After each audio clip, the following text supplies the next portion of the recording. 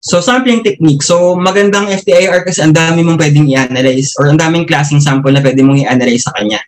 So, yun nga lang, it's really dependent or it's really relative to the sampling techniques or sampling devices that you have. So, meron tayong liquid cell, meron tayong attenuated total reflectance or ATR. Ito yung meron sa lab natin dito sa sa Laguna campus. We have the KBR pellet. So, you may be familiar with the KBR pellet. So, this is used for powder analysis. Transmission yung is under the category of transmission. So in general, kapag transmission yung technique, you will be getting better results.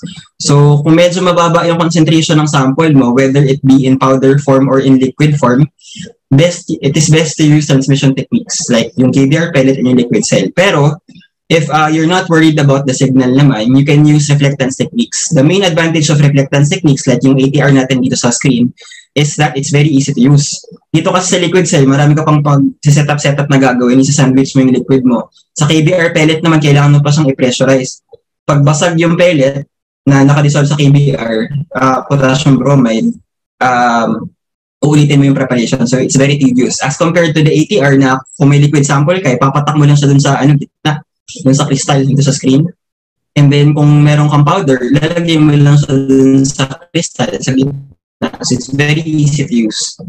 And you'll also be getting information. Yun nga lang, since mas marami kang mirror sa loob dito na dadaanan ng signal mo, maraming nalulose din na data along the way, and then hindi ganun ka detailed yung spectra as compared to transmission. So it really depends on your objective.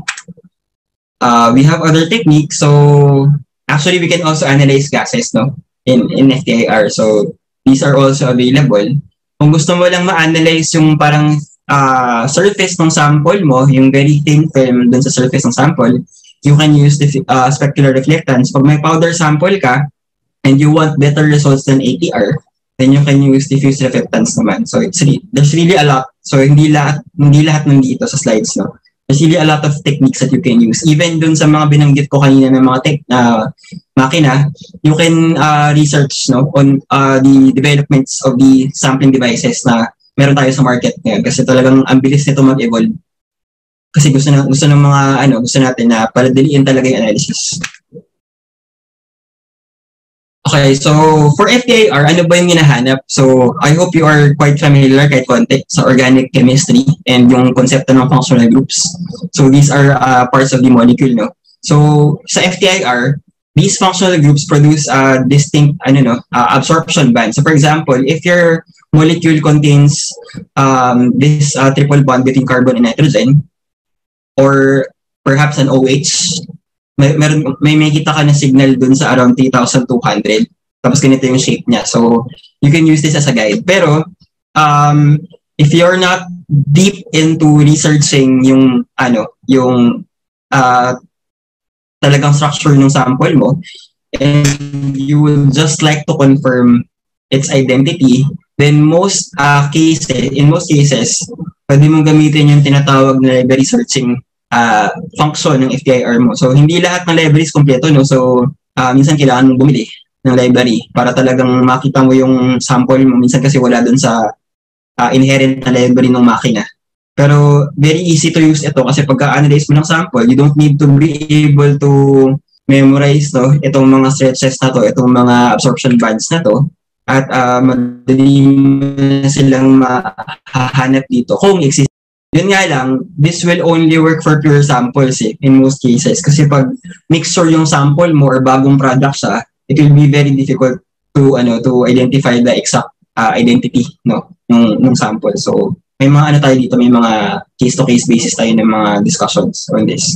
Pero suffice to say na may ganun siyang function, and kaya siya very common sa mga labs. Kung makikita nyo dito sa screen natin, makikita nyo mga crime lab, no? Kasi very useful ang FTIR sa mga crime lab, sa mga forensic activities. So i-match lang nila yung sample na nakuha nila sa crime scene. Pwede nilang ma-identify yung compound meron. So, siyempre, environmental research yung ating analysis, no? Pero, So this will give you an idea kung ano ba yung mga pwede nating gawin. Actually, the main problem with FTIR is not, anyway, it's really, parang more of, supporting siya dun sa ibang makina ng confirmatory ng identity ng compound. Kung nakikita natin dito sa screen, it's always coupled most of the time with other techniques. So you can use this guide, or you can check out Visser's publication na ng 2000. Yung title niya very specific na IR analysis, IR spectroscopy for environmental analysis. So you can check out this list and other details also as well in sa publication na yun. So there's a lot of things that you can analyze, or if you want to investigate these things in conjunction with other techniques as well.